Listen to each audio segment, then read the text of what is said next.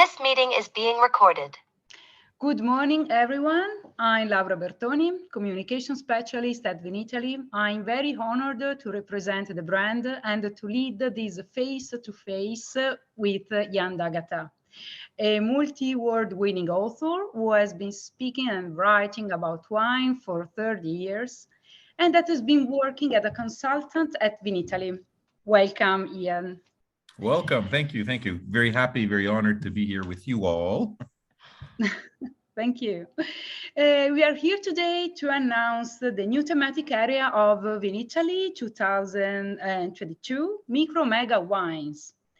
This is a new thematic area created with the intent of showcasing the work of some of the country's best wine estates, big and small, that through their hard work help to safeguard and promote both the quality of rare native grape varieties as well as that of international grape varieties that express the uniqueness of a specific Italian terroir. So, Ian, I would like to ask you some questions. The Sure. first one, how did your passion for this kind of wines started? Uh, sure. I think everybody knows that I love native grapes, not just of Italy, in fact, but of other countries too. Just because I think they're linked to the traditions, to the history of a place. They have cultural value, they have economic value, they have ecological value. These are grape varieties that have lived in a place forever. Therefore, they represent an eco-friendly agriculture, and they bring wealth, cultural capital, to use a term by Pierre Bourdieu, to an area, and they speak of the traditions and of entire generations of human beings who have tended to these vines over the centuries. So I love native grapes for all they have to do, but I always make it clear that it's just not native grapes I like. I like grapes in general. I like the fact that we have a biodiversity. I think it's very important. I think that standardizing too much is never a good thing. And I think that we're all much poorer if certain grape varieties disappear. And when people say, some grape varieties should disappear because they're not very good or they don't give you good wine, but that's not usually true. It's just that they're not good for what human beings want at that specific point in time. 100 years ago, quality was not the problem with wine. Everybody wanted to make quantity because we were living in a poor society. And the poor farmers, you might argue they're still poor today, but they wanted to make a lot of wine because they needed to sell. Today, quality is the goal. And so we want grape varieties that will offer that as opposed to quantity. So also some grape varieties we just haven't studied enough. So we don't know what their exact potential is. That's the case with, I'd say, 80% of Italy's native grapes. We still don't know things such as rootstocks, soils, exposures. All that is a matter of conjecture. So we need to learn a lot more before we can say this grape variety does not give you good wine. To answer your question specifically, why I love native grapes. And again, let me make it clear, I love all grapes. I love Cabernet Sauvignon, I love Cabernet Franc, I love wines made with Pinot Noir. Riesling is probably my single favorite grape in the world. I shouldn't say that being an Italian wine expert, but I absolutely love Riesling wines. I love Sylvaner, there we go. So, who doesn't like the wines of Bordeaux? Who doesn't like the wines of Burgundy or of the Mosel? They're fantastic. So, of course, I love international grapes, not just native grapes, Cabernet Franc, and so on and so forth. But the magic of grapes really was brought home to me one day when I was on a Sunday. I was still in medical school, and we have the habit in Rome, everywhere else in Italy, on Sunday to go out with friends and just eat in the countryside, have a nice lunch. And in Rome, we often go to the Castelli Romani, the Frascati Velletri area. And one day in Frascati, I was eating at a Fraschetta, which is a little trattoria, a local trattoria, and we, eat the simple Roman food, but great carbonara, matriciana, porchetta, all that wonderful stuff, and also the house wine. The house wine is usually nothing to write home about. It's fun, it's cheerful, it's cheap. But one day, all of a sudden, lo and behold, I had a fantastic wine. I mean, you didn't need to be an expert to realize it was a really good wine. Most importantly, it was very different from every other house wine I had tried. And so I started, not just I, but my friends too, asked the owner, a guy called Alfonso, I remember, about his wine, and he was tickled, I think, tickled pink that these young guys were asking about his wine, and they wanted to know more. we're all medical students. So of course, asking questions is a way of life. And so he liked it so much, he actually sat down with us at the table. Nobody had invited him, but okay, that's Italy. It's a very friendly country. And he sits down at our table and he starts telling us about and he tells me, and I remember distinctly to this day, he said that the secret of his wine was his grapes, because he was making this wine from grapes that nobody else had. And so we kept asking questions and what was special about. Anyways, we were so interested. The guy at some point realized, and he said, "Hey, why don't you guys come see the vineyard? Do you want to come see the vineyard?" I said, "Yeah, sure, of course." So believe it or not, he gets up, busiest lunch hour ever. The restaurant is packed to the rafters, and he doffs off his apron. He tells his wife, "Ciao, I'm going to the vineyard with the guys." And she's literally there, open jawed. Poor woman. She must have hated her guts. And or her husband, or maybe her husband. I don't know if they're still married. Maybe they divorced after that day. Anyways, but it was a great afternoon. We went. We had a great time. And I'll come to the end of this, or I'm never going to stop talking. But you did not need a degree in ampelography or ampelology, which is the real science of grape studies. You didn't need that degree to realize what Alfonso was talking about. His grapes, which was a local variety of Malvasia, were clearly different than any other grape that was hanging around in other vineyards. I mean, it was obvious. And so we realized right away the magic of grapes. It all starts with the grapes. Much like a red apple tastes different from a green apple and from a yellow apple. It's the same thing with grapes. Different grapes are going to give you different wines. And the secret of that wine was that the grapes were different. That's it. Great. Thank you. Thank you so much for your answer. And so, specifically, how did you get the idea of creating Micromega wines? Okay, so that's really good. Well, first of all, I have to say that I've been working at Vinitaly as a scientific advisor now for many years, and I really have the pleasure of having met some really great people. I work with a team of Gianni Bruno, who's the exhibition manager, area wine and food of Vinitaly, has been there over 30 years. He's just a great guy, and we really get along. He's always telling me, "Ian, we got to do something. What can we do for the estates? What can we do to increase knowledge and awareness and hopefully promote sales?" And sure, I mean, and so it's really great to work with him and the whole team. I love the team, Marta and Monica, everybody's so great there, and you. And so really, Matteo now, who just joined us. So it's a really great team. And I've had nothing but a great time with Gianni Bruno, and I love being with them. And one of the things is Micromega Wines. Micromega was born because at the umpteenth time, he asked me, "What can we do?" I said, "Well, why don't we do something for us? Let's do this." The concept is basically, and let me just give you a little bit of background information. So Italy is a country of essentially small enterprise.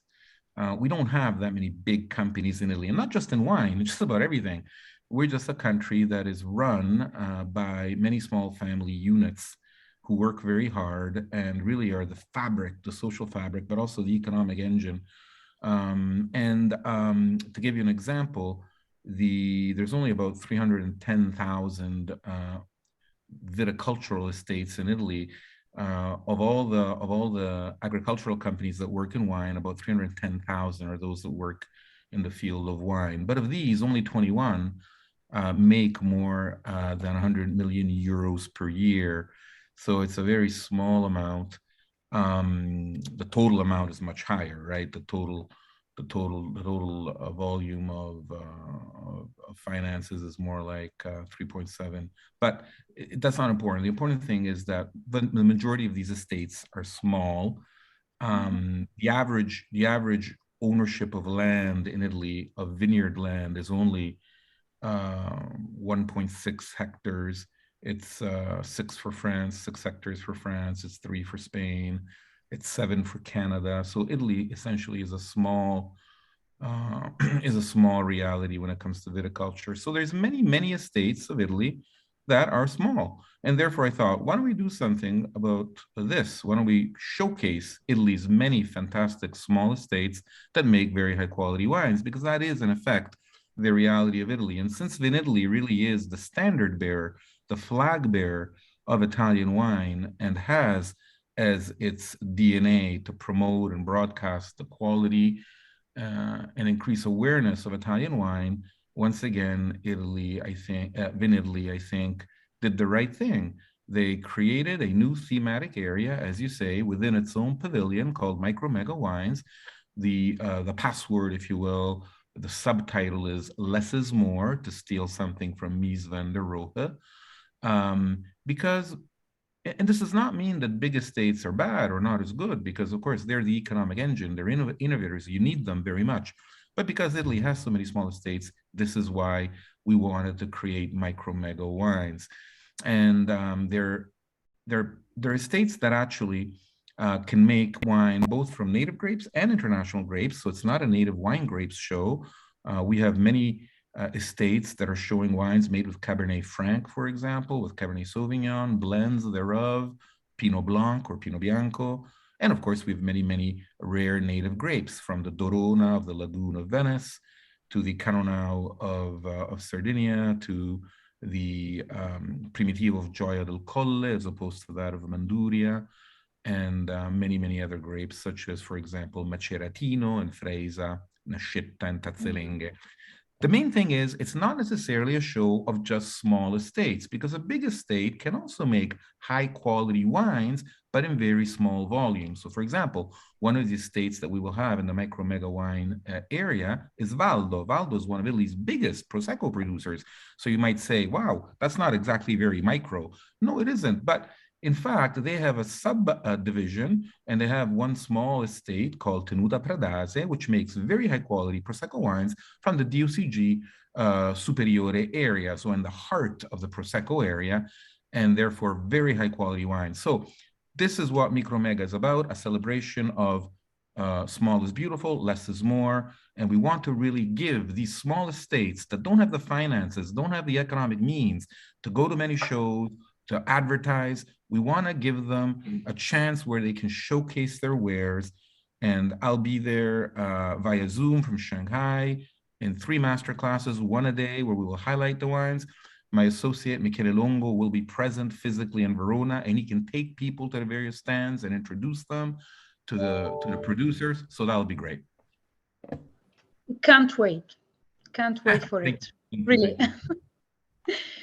Can you tell us the most beautiful story, or more than one, of course, about the restoration of a vineyard?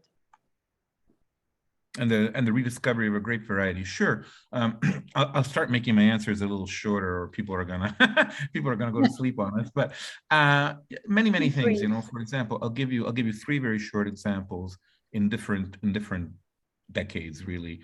At the end of the 1990s, beginning of the 2000s, I realized that in Lazio there were 2 major Malvasia grape varieties. And most producers just wrote Malvasia on the label. That didn't make any sense, because the grapes are different and they give different wines. It's as if you're making a steak and you don't tell people you're using Wagyu beef, or you're using Razza Piemontese. You want to tell them if it's dry aged or wet aged. I mean, those are important informations. So because especially one of the 2 Malvasia grapes is really a very high quality wine grape from which you can make very great, both classically dry and sticky wines, very super sweet wines, I started telling them, listen, but you have 100% in your vineyards of this other Malvasia, so you should actually put that on the label. And finally, I broke through one producer who had always been labeling his wine Malvasia.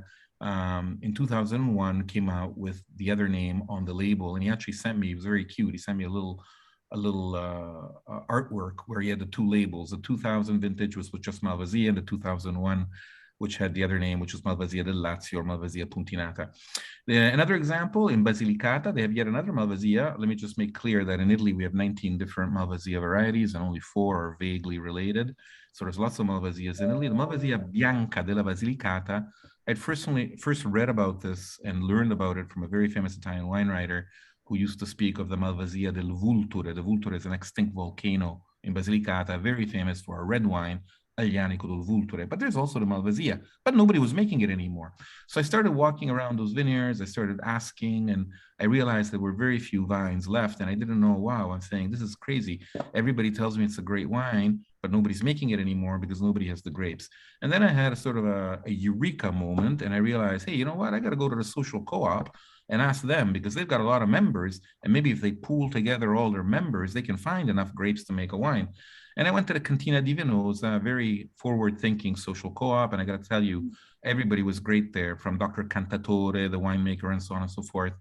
And they listened to me, and they had already had a lot of success with an atypical wine for the area called dry muscat. And so they decided, hey, you know, that's a real good idea. Why don't we do it? And they got to say, they did it. And before I knew it, they came out with a Malvasia wine called the Davalos. And that was made with a Malvasia Bianca di Basilicata.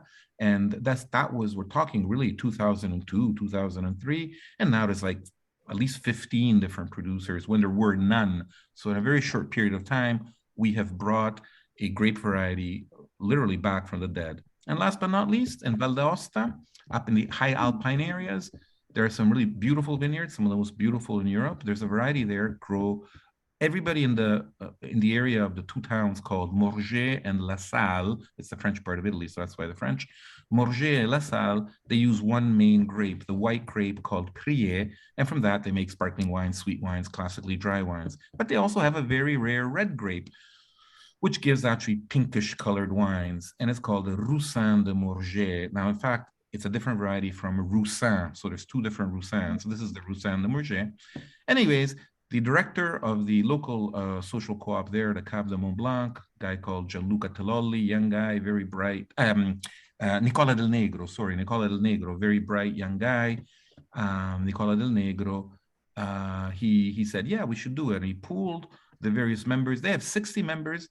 And to help you explain why this is important, of the 60 members of the social co-op, only 7 or 8 still had vines of Roussin de Morges. So if we hadn't done this at the time we did it about 10 years ago, we would have lost the grape. Anyways, they were great. They pooled their grapes. They replanted them. They have an experimental vineyard. And now they're making, first they made still wine. It wasn't very good. They realized it's too high acid. And since they're very good at making sparkling wines, they started making a pink sparkling wine from it. It's very good. And I'm hoping that it'll be available commercially for sale in the years to come. So another grape that we brought back from the dead. And I close this off by saying that I've been involved in wine now for many, many years, probably longer than I want to admit. I love wine. I've been blessed. I've met a lot of very nice people, had maybe a little bit of success, but I got to tell you the truth. If I get nothing else done in my life, or if I had done nothing else in my life, these 3 things are just a huge source of pride and happiness for me, and more than enough to make me happy having devoted my life to wine, really. These are the stories we needed to hear. Thank you. There's more. And then I have a question, a scientific question. How does the genetic heritage or genetic pool of a native vine differs from the one of a more common or more widespread vineyard? Well, that's a good question. I mean, I love this sort of stuff. I mean, but I'll keep it very simple, and that is all grape varieties have a different genetic base. That's why they're different, right? You and I don't look the same because we have different DNAs. And if we looked identical, then we'd be twins. So that would mean that we had the same DNA. So clearly, grape varieties have different DNAs. Cabernet Sauvignon, different from Cabernet Franc, different from Nebbiolo, different from Primitivo. But the important thing is that when grape varieties have lived in a secluded area for a very long period of time, they haven't had their genetic pool contaminated by other arrivals. So when we talk about small volume wine productions of grapes coming from specific areas, very often we're talking about very unique wines made from very unique grapes. So for example, a Micromega wines, we have 2 producers from the Mamoiada area of Sardinia. The Mamoiada is one of the most beautiful, one of the wildest parts of Sardinia, which is itself one of the most beautiful regions of Italy. And in the Mamoiada, they have Cannonau. Cannonau is probably a Sardinian biotype of Grenache, or it just may be a grape that's lived forever in Sardinia and therefore speaks of Sardinia. The fact is, even if it is a relative of Grenache, it's a totally Sardinian grape variety because genetically it has nothing in common with Spanish Grenache. Sure, it's very similar, but it's different, and that makes it very unique to the area. It's something that only the Mamoyada has. And I go, for example, with another example, at Micromega Wines, we have the producers of Tazzelenghe. Tazzelenghe is a very great red grape from Friuli, Venezia Giulia. Imagine there's only about 7 or 8 hectares left of that. So there's only about 20 acres of Tazzelenghe left in the world. So first of all, if we lose it, it's criminal, so we can't do that. So that's why I'm very happy they're at Micromega Wines. But clearly the Tazzelenghe that's living in those pockets of vineyards in Friuli Venezia Giulia is genetically a very distinct variety than any other grape growing around it. So I think that's the beauty of it. We have unique grape varieties because they're unique in and of themselves, but they're even more unique because they really speak of a specific place. They are biotypes. In fact, they are ecotypes. They are types of grape varieties that live in a specific ecological niche, and that's what makes them so fantastic. Yeah, yeah, absolutely. Now, Ian, let's talk about the market. Which are the characteristics of the market specifically in US towards these kinds of wines that derive from this kind of vines? I think that wine is always interesting. It depends how you explain it, how you market it. There's always a story attached to wine. And it can be something like Chardonnay, which is made all over the world, which in itself, some people might say, well, that's a little boring. Everybody has it. Yeah, no, but that Chardonnay wine is made by people in a specific place. So it has a story to tell. It's going to be very interesting. In the case of Micromega wines, in other words, high quality wines made from very small volumes, they have even more stories to tell you. They have more stories to tell you because they're either made from native grapes that grow only in Italy and then only in very specific parts of Italy. So for example, the Ribona wines of the Marche made with the Maceratino grape literally only grow in a very small area of the Marche and nowhere else in Italy. The wine, for example, called the grape called Dorona, it only lives in the Venice Lagoon, so it grows in one of the most beautiful places on earth. Cabernet Franc on the Tuscan coast. You're going to say, well, there's also Cabernet Franc all over the world. Yeah, but on the Tuscan coast, it gives a surprisingly fantastic, great wine. In fact, I think it's obvious to everybody now that besides Saint-Emilion, the Tuscan coast, the area of Bolgheri and Castagneto Carducci may very well be the in the world. Down in Sicily, there's an island called Pantelleria. Some people consider it to be the vestigium of Atlantis. It's a volcanic rock in the middle of nowhere, and it grows the Muscat of Alexandria. The Muscat of Alexandria is one of the world's most common grape varieties, but in fact, on the island of Pantelleria, it gives a very unique wine. So what this means is all these things make these wines interesting and therefore easy to sell. Clearly, you have to go look at specific market niches, you have to segment the market, and you have to go tailor your offer to those who are looking that sort of wine. Clearly, it's pointless to try and sell a wine made in 10,000 bottles a year to an importer who's looking for volume. That's never going to work. But if you do your homework, there's a lot of interest in the States and in Canada. There are entire restaurants now that the wine list is entirely made up of wines from native grapes, or there are restaurants that are made, that have wine lists made up of small volume wines. I can tell you that in places like China, where I live, in Canada, in the States, in Great Britain, there's a huge interest in these wines that have a story to tell, that are high quality, small volume, either made from very rare native grapes or made from well-known international grapes, but coming from very specific finite areas.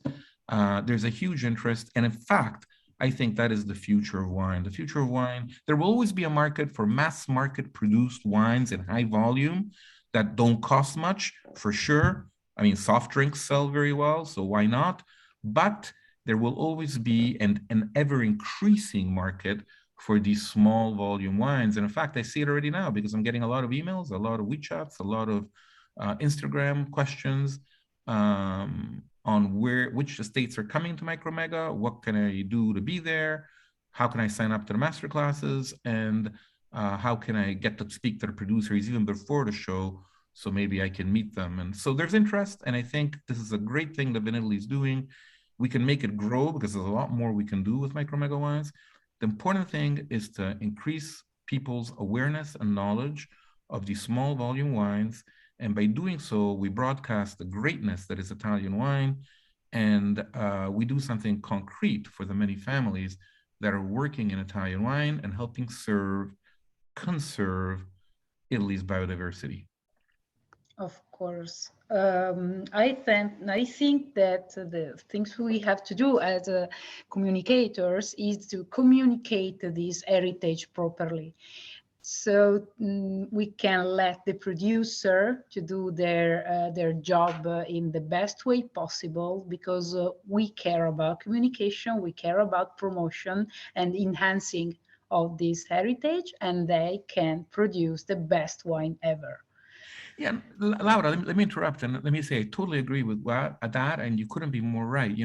I could paraphrase, I could say it takes a village, and that is, we're all important, not just me discovering the wines and then writing about them, but your job and other people's working in the field of wine. It's really, really important, because if we never talk about these wines, if we never explain to them, then nobody goes out and buys them. And the producer says, well, what am I doing here? I'm just wasting my time. Let me plant something else. And there goes our biodiversity. So no, we have to do that. It takes a team effort.